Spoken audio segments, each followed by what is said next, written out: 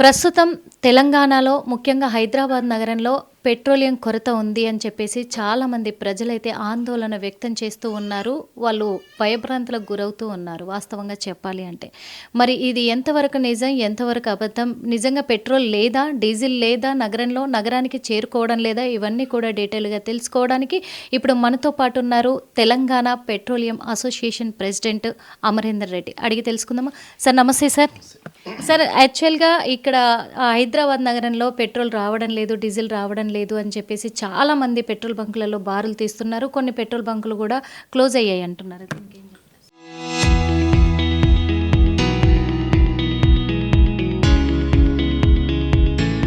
ఇప్పుడు మనకి ఏదైతే Russia, Israel and Iran war అవుతుందో అది అందరికీ తెలిసిన విషయమే. సో అక్కడ హార్మోజ్ స్ట్రీట్ నుంచి మనకి ఏదైతే ప్రోడక్ట్ రావాలనో క్రూడ్ ఆయిల్ కానీ గ్యాస్ కానీ రావడంలో ఇబ్బంది ఉంది.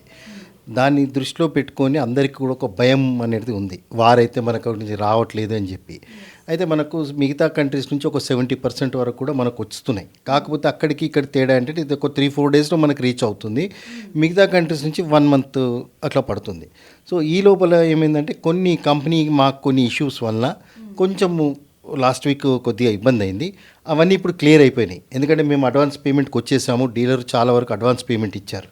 అయితే ఏమవుతుందంటే దీనికి కొన్ని రిస్ట్రిక్షన్స్ లాగా ఇంటర్నల్గా, అంటే అవి మేము బయటికి చెప్పే రైటింగ్లో లేదు, లేకపోతే జరుగుతుంది. సో ఇలాంటి పరిస్థితుల్లో ఏమైందంటే కొంతమంది సోషల్ మీడియాలో కానీ లేకపోతే రకరకాల మాధ్యమాల ద్వారా షార్టేజ్ అనే ఒక రూమర్ పోయింది. ఈ రూమర్లు నమ్మి జనం ఏమైపోయిందంటే వార్ ఉంది కదా, షార్టేజ్ అవుతుంది కదా అని చెప్పి వాళ్ళు అందరూ కూడా ఆందోళన చెంది మనకు పెట్రోల్ కృత్రిమ కొరత స్టార్ట్ అయిపోయింది. అయితే గత లాస్ట్ వీక్లో మనకు ఉగాది, మన రంజాను, శనివారము, ఆదివారం ఉన్న హాలిడేస్లో కొంచెం ఆయిల్ కంపెనీ 2 డిపోలు పని చేయలే, సప్లై ఇవ్వలే. అదేమైందంటే మండే వీకెండ్ స్టార్ట్ అయ్యే లోపల అందరూ మండే రొటీన్గా టాపప్ చేసుకుంటారు. సో దానివల్ల ఏమైందంటే ఆ పెట్రోల్ బంక్స్ కొన్ని డ్రై అయినాయి, అంటే స్టాక్ లేదని. అదేమైపోయిందంటే న్యూస్ ఎట్లా అయిపోయిందంటే కొరత వచ్చేసింది, వార్ వల్ల ఇబ్బంది అవుతుందని ఒక ప్రజల ఒక నెగిటివ్ పోయింది. సో ఆ సందర్భంలో ఏంటంటే అందరూ కూడా పెట్రోల్ బంక్ల పైన పోయి అవసరం కంటే ఎక్కువ నింపుకోవటము, ట్యాంక్ ఫుల్ చేసుకోవటము, లేకపోతే టిన్లలో తీసుకోవటం ఇలాంటివి జరుగుతున్నాయి. సో ఇది ఏంటంటే పబ్లిక్కి ఒక అవేర్నెస్ రావాలి. ఎందుకంటే నేను ఇదంతా చెప్పడం దేనికంటే అవేర్నెస్ రావాలి, భయపడొద్దు, స్టాక్ మనకు వస్తుంది, కాకపోతే కొంచెం కంట్రోల్తో ఉండాలి. ఆ కంట్రోల్ అనేది ఎవరు చేయాలి? పబ్లిక్ చేయాలి. మన దగ్గర నుంచి ఇంకొకరి దగ్గర నుంచి ఏదైనా ఉన్నా కూడా కొద్దిగా పబ్లిక్ అదేమంటారు మనకు షేరింగ్లో వెళ్ళటమో, లేకపోతే అవసరానికి మించి తిరగకపోవటమో, రకరకాలుగా ఇంకా మనకున్న పరిస్థితులను బట్టి దానివల్ల మనకి ఇది కృత్రిమ కొరతనే క్రియేట్ అయింది. ఇప్పుడు మేము అడ్వాన్స్ పేమెంట్ చేసినా కూడా కొన్ని మా కంపెనీలు ఇంకా ఇవ్వలేదు. ఒకవేళ మేము తెలంగాణ గవర్నమెంట్ని, కేంద్ర ప్రభుత్వాన్ని, పెట్రోలియం మినిస్టర్ని ఏమడుతున్నామంటే ఇలాంటి సిట్యువేషన్లో క్రైసిస్ టైంలో మాకు ఈ ఒక్కరోజు 2 రోజులు కనుక కొంచెము మాకు పెట్రోల్ డీజిల్ కనుక ఎక్కువ సరఫరా చేస్తే ప్రజల్లో ఇదొక అపోహ పోతుంది. అన్ని బంకుల్లో కనుక పెట్రోల్ డీజిల్ అవైలబుల్ ఉంటే అన్నీ ఉంది, ఇప్పుడు మనకి ఇబ్బంది లేదని ప్రజలు ఒక ఆలోచన చేసి ఈ ప్యానిక్ బయింగ్, కృత్రిమ కొరత క్రియేట్ అవ్వకుండా ఉంటుంది.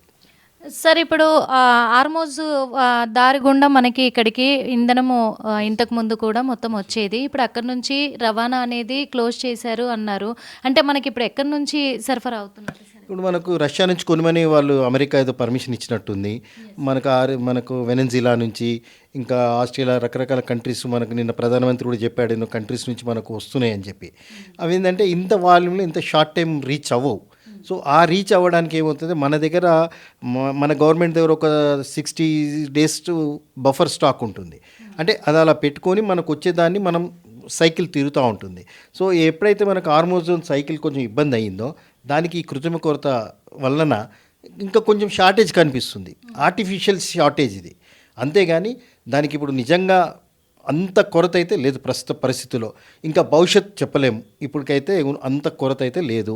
దానికి కొంచెం ప్రజలు ఏంటంటే డబ్బాలలో నింపుకోవటము అది మనకు కూడా మంచిది కాదు. మనం ఇళ్లలో తీసుకొని ఈ మధ్యకాలంలో ఫైర్ యాక్సిడెంట్స్ జరుగుతున్నాయి. ఈ కొద్దిపాటి దాని గురించి ప్రాణాల మీద తెచ్చుకోవద్దు. అది తెచ్చుకోకుండా ఇళ్లలో పెట్టకుండా ఎక్కువ ట్యాంక్ ఫుల్ చేసుకోకుండా అవసరం ఎంత ఉందో అంతవరకే వాడితే బాగుంటుంది. అప్పుడు ఈ కృత్రిమ కొరత అనేది పోతుంది. అంటే ఇంతకుముందు గతంలో వచ్చినట్టుగానే ఆ మొత్తం మోతాదులో వచ్చేస్తుందా? లేకపోతే మనకి ఇంధనం ఇప్పటికేమన్నా తగ్గుముఖం పట్టి కొంతవరకే మనకు సప్లై చేస్తున్నారా సార్? అట్లానేం లేదు కొంతవరకనేం లేదు. బట్ లాస్ట్ వీక్ ఒక ఇష్యూతోని కొంచెం డిలే అయింది. ఇప్పుడు మరి ఎందుకు మాకు ఇంకా ఫుల్ ప్లేట్స్గా సప్లై ఇవ్వట్లేదు, ఇంకా మా వరకు రాలేదు. మేమైతే రిప్రజెంటేషన్స్ ఇచ్చాము, ఇంకా వాళ్ళ నుంచి ఎలాంటి స్పందన రాలేదు. ప్రజలు చాలా రకాలుగా మాట్లాడుతున్నారు సార్ బయట. ఎందుకంటే ఇప్పుడు గవర్నమెంట్ బంకులు ఉన్నాయి. ఆ బంకులు ఒక గంట సేపు మాత్రమే ఓపెన్ చేసి పెట్రోల్ పడతా ఉన్నారు. తర్వాత క్లోజ్ చేసేసి లేదు అంటున్నారు. దాన్ని బయట ప్రైవేట్ బంకులలో కూడా వాళ్ళు అమ్ముకుంటూ ఉన్నారు ఎక్కువ రేటుకి. అందుకే మమ్మల్ని ఇబ్బంది పెడుతున్నారని కూడా మాట్లాడుతున్నారు. లేదండి, అది అపోహ, అలాంటిది ఏమి ఉండదు. ఎందుకంటే ఇప్పుడు మనకి ఈరోజు సోషల్ మీడియా ఎంతో వచ్చింది. జస్ట్ ఒక్కటి ఇష్యూ వచ్చిందంటే పెట్రోల్ బంకులో ఆ రేట్ చేంజ్ అనేది ఆయిల్ కంపెనీలు మాత్రమే ఆన్లైన్ ద్వారానే చేస్తారు.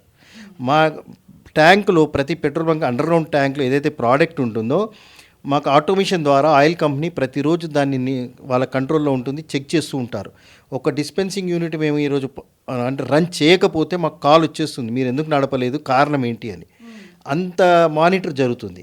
ఇప్పుడు మీరు సపోజ్ నా దగ్గర ఒక బంక్లో ఒక డిస్పెన్సింగ్ పెట్రోల్ పోసుకున్నారు, మీకు ఏదైనా ఇష్యూ ఉందనుకోండి, మీరు తిరిగి వచ్చినా మీరు అక్కడే అడిగినా ఆయిల్ కంపెనీకి ఫోన్ చేస్తే పలానా బంకులో నేను ఈ దాంట్లో నాకు ప్రాబ్లం ఉందంటే వాళ్ళు ఆన్లైన్లో చెక్ చేసి చెప్పేస్తారు. మేము కూడా చూపిస్తాం పెట్రోల్ బంక్లో. సో ఒకప్పుడు వేరు, ఇప్పుడు టోటలీ ఆన్లైన్ అయిపోయింది. అవకతవకలు జరగడానికి ఎలాంటి ఆస్కారం లేదు. బ్లాక్ మార్కెటింగ్ అనేది అపోహ. అలాంటి ఫేక్ న్యూస్ని అంటే ఇలాంటి ప్రచారాలు నమ్మొద్దు. అయితే మీకు చెప్పినట్టు ఇప్పుడు గవర్నమెంట్ బంకులో గంట సేపట్లో అయిపోతున్నాయి. ఇదే సేమ్ కొరత. ఇప్పుడు మీరేంటంటే ఇప్పుడు ఒక గవర్నమెంట్ బంకులో 10,000 లీటర్లు అమ్మారనుకోండి ఒక్కరోజు, ఈరోజు 25,000 అమ్ముతున్నాం. అంటే దానివల్ల ఏమవుతుంది, ప్రతి వెహికల్లో టాప్అప్ చేసుకుంటున్నారు. ఇప్పుడు నేషనల్ హైవేస్ ఉన్నాయనుకోండి ఫర్ ఎగ్జాంపుల్, లేకపోతే మన సిటీలో టెంపోస్ లాంటివి ఉన్నాయి, వాళ్ళకి ఇప్పుడు డీజిల్ ఉంటుంది. వాళ్ళు ఎందుకంటే వాళ్ళు బిజీ లోడు ఇస్తే చేస్తే కానీ వాళ్ళ యొక్క జీవనోపాధికి ఆటంకం కలుగుతుంది. కాబట్టి వాళ్ళు ఏం చేస్తారంటే ఇప్పుడు ఇక్కడ ఓ బంక్లో పోసుకుంటారు, ఓ 10 కిలోమీటర్లు వెళ్ళిన తర్వాత మళ్ళీ ఇక్కడ బంక్ కనిపిస్తే ట్యాంక్ ఫుల్ పెట్టుకొని చూస్తున్నారు.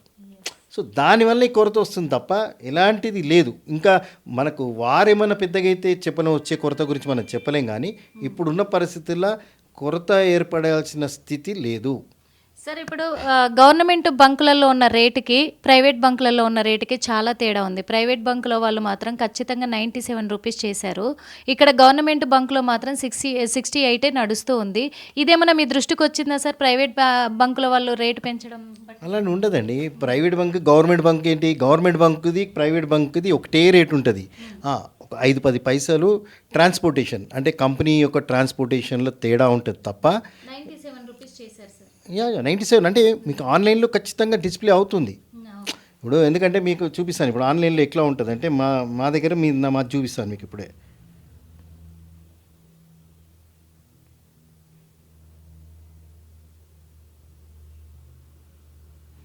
ఇది ఆర్ఎస్పి. ఈ ఆర్ఎస్పిలో నేను పెట్రోల్ ఎంత అమ్మాలి, డీజిల్ ఎంత అమ్మాలి అనేది ఉంటుంది. సో ఇది ఆటోమేటిక్గా మా డిస్పెన్సింగ్ యూనిట్లో ఇదే రేట్ వస్తుంది. మేము అక్కడ ఏమి చేయితో తిప్పేది ఏముండదు. మేము ఏమాత్రం కూడా చేసినా కూడా వీళ్ళకి మెసేజ్ వెళ్ళిపోతుంది.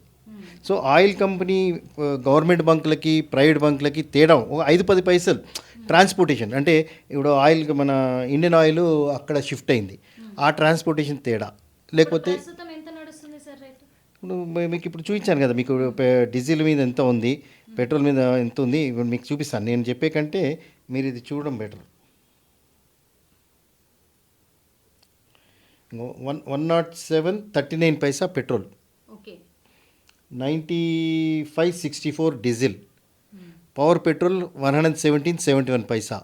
ఎక్కడికి వెళ్ళినా 5-10 పైసలు ఏదైనా తేడా ఉంటుంది. కొంచెం సిటీ దాటి వెళ్తే ఇంకో తేడా ఉంటుంది. ఆ డిఫరెన్సే తప్ప 10 రూపాయలు 30 రూపాయలు అనేది ఎక్కడ ఉండదు. అదంతా తప్పు న్యూస్ అది.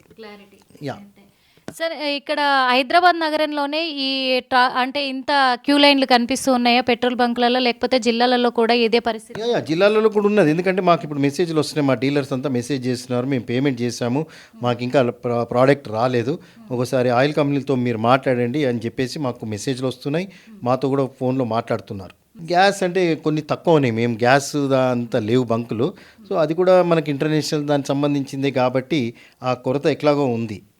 సో ఆ సిఎన్జి ఎల్పిజి కొంచెం ప్రాబ్లమ్స్ ఉన్నాయి.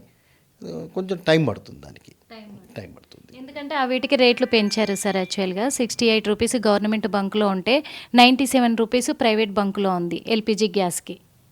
ఉండదమ్మా, అంత నాకు తెలిసి అయితే అంత తేడా ఉండదు. నిన్న నాంపల్లి దగ్గర ఉన్నటువంటి హెచ్పి బంక్కి వెళ్ళడం జరిగింది సార్. అక్కడ మేము షూట్ కూడా చేశాము. 97 రూపీస్ ఎందుకు ఉంది అంటే అక్కడ బంక్లో ఉన్న వాళ్ళు మాకు తెలియదు, మా ఓనర్లను అడగండి అని చెప్పి. అక్కడ ఏది సిఎన్జి ఉందా? సిఎన్జి ఉంది. అలా నాకు తెలిసి తేడా 68, 97 అనేది జరగదు. ఏదైనా ప్రైవేట్ కంపెనీకి మన గవర్నమెంట్ కంపెనీస్కి ఆటన రూపాయి ఏదన్నా తేడా ఉంటే ఉండొచ్చు సిఎన్జిలో, కానీ 30 రూపాయల తేడా అనేది ఉండదు. ఓకే, మీరు ప్రెస్ నోట్ కూడా రిలీజ్ చేయడం జరిగింది సార్. ఎటువంటి ఇబ్బంది లేదు పెట్రోల్కి కానీ డీజిల్కి కానీ అని చెప్పేసి ప్రెస్ నోట్ రిలీజ్ చేశారు. ఇప్పుడు ప్రజలకు ఏం చెప్తున్నారు? ఇప్పుడు ప్రజలకు ఒకటే, మీరు ప్యానిక్ అయ్యి భయభ్రాంతులకు గురయ్యి ఏదో షార్టేజ్ అవుతుంది, మాకు పెట్రోల్ డీజిల్ దొరకదు, మా ప్రయాణానికి ఏమైనా ఇబ్బంది కలుగుతుందని ప్యానిక్ బయింగ్ అంటే అవసరానికంటే మించి కొనడము తగ్గిస్తే ఈ కృత్రిమ కొరత అనేది తగ్గిపోతుంది. దీనివల్ల మిగతా వాళ్ళకు కూడా, అంటే ఇప్పటివరకు దొరకని వాళ్ళకు కూడా దొరుకుతుంది. సో భయపడాల్సిన అవసరం లేదు. మనం ఇప్పుడు వారున్న క్రైసిస్ సిచ్యువేషన్ కాబట్టి మనం కూడా ప్రభుత్వానికి సహకరించాలా. ఎందుకంటే వాళ్ళు కూడా బయట నుంచి, మనం కూడా డిపెండ్ అయిన, భారతదేశం కూడా బయట నుంచి డిపెండ్ అయింది కాబట్టి మనం కూడా మన బాధ్యతగా ఇప్పుడు ఇది ఎట్లా తీసుకోవాలంటే, భవిష్యత్తులో మనకి ఏదైనా యుద్ధం వచ్చినా కూడా మన దేశానికి అంటే ఇది ఒక రియాలిసిస్ లాగా తీసుకొని ఈ పరిస్థితిలో ఎట్లా చేస్తే బాగుంటుంది అంటే, ఇప్పుడున్న పరిస్థితులకి ఏంది, ఇప్పుడున్న వారికి వచ్చే ఇంకా 10-15 రోజుల తర్వాత ఏమైనా సివియర్గా అయ్యి ఏమన్నా ప్రాబ్లం వస్తే రాష్ట్ర ప్రభుత్వం, కేంద్ర ప్రభుత్వము, ఆయిల్ కంపెనీలు, సివిల్ సప్లై డిపార్ట్మెంటు, డీలర్సు అందరు కలిసి గ్రౌండ్ రియాలిటీని చూసుకొని మాట్లాడి ఎట్లా దీన్ని కంట్రోల్ చేయాలనేది ఇప్పటి నుంచే కనుక మనం ఒక ప్లానింగ్తో వెళ్తే వచ్చే పరిస్థితిలో మనం దీన్ని అధిగమించే అవకాశాలు ఉన్నాయి. కేంద్ర ప్రభుత్వం నుంచి ఏమన్నా సమాచారం అందిందా సార్? ఎప్పటికీ ప్రాబ్లం సాల్వ్ అవుతుంది ఏంటి మనకు మొత్తంగా కూడా తెలంగాణ రాష్ట్రంలో? లేదండి, ఇంకా ఎలాంటి సమాచారం లేదు. అలాంటి సమాచారం మనకేం లేదు.